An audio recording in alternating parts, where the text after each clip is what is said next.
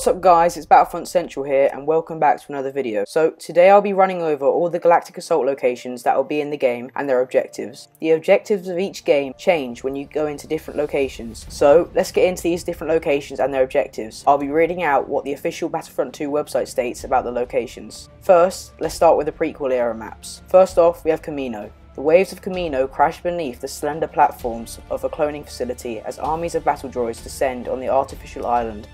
The aim is simple: destroy the Republic's ability to produce more clones. The attackers make their way through the twisting paths and laboratories, hacking computer systems and taking down defences as they fight toward the final goal, skills to stop them. Next, we have Kashyyyk. On Kashyyyk, a separatist army storms ashore in a thundering amphibious landing. Infantry storm up the beach escorted by flights of vulture droids and immense AATs. Awaiting them are Wookiee warriors and clone troopers dug in behind juggernaut combat vehicles to defend a grounded starcruiser. The invaders make their way from the water's edge alongside two massive MTTs blasting their way through Republic defences in an effort to destroy the ship. Lastly, for the prequel era maps, we have Theed, but I won't read over this one as you've seen and heard a lot about Theed over the past few months. Next up, I'm going to move on to the original trilogy era maps. First off, we have Death Star 2. As the Battle of Endor rages all around it, an Alliance CR-90 Corvette loses control and crashes straight into an open hangar on the massive Death Star. The surviving rebels must fight their way out and quickly find another ship and escape before the Death Star itself explodes. To get out, the rebels disable the tractor beam, disarm nearby weapon systems, and finally steal a shuttle and make good their departure. In the tight corridors and choke points inside Death Star 2, there is little room for vehicular combat. Troopers, special characters, and heroes struggle at close range to overcome their enemies in an old-fashioned boots-on-the-ground battle to the end. Next up, we have Endor. The tables have turned. Rebel saboteurs work quickly to steal an AT-AT Walker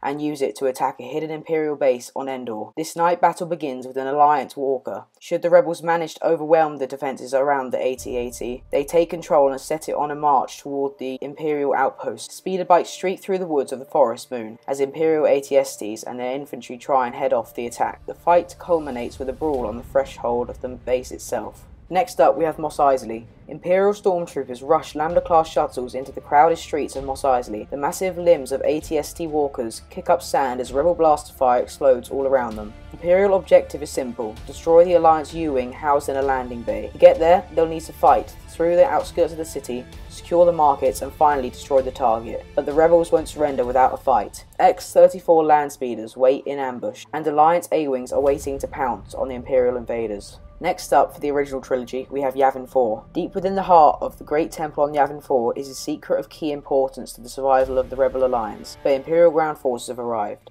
Death Troopers and Stormtroopers must take out defensive turbo lasers to open up the position, fight through outlying Rebel outposts, storm the gate, and finally breach the inside of the massive complex and secure the data. Wookiee warriors, U-wing gunships, and Rebel soldiers stand in the way of the relentless Imperial advance. Finally, we have Hoth. The icy wastes of Hoth are home to one of the Galactic Civil War's most momentous battles. Plodding AT-AT walkers advance towards Rebel position under air cover by TIE fighters, TIE bombers, and TIE interceptors as Rebel defenders and their screen of A-wings, Y-wings, X-wings, and T-47s try to take down AT-ATs and hold the position. Should the Imperials breach the defences, their target is first the hangar bays. Once those are taken, their focus will shift to the internal fuel depot, which they will detonate to obliterate the base. We have seen a lot of original trilogy locations in the first game, so I'm glad they're adding some fresher locations for us in Battlefront 2.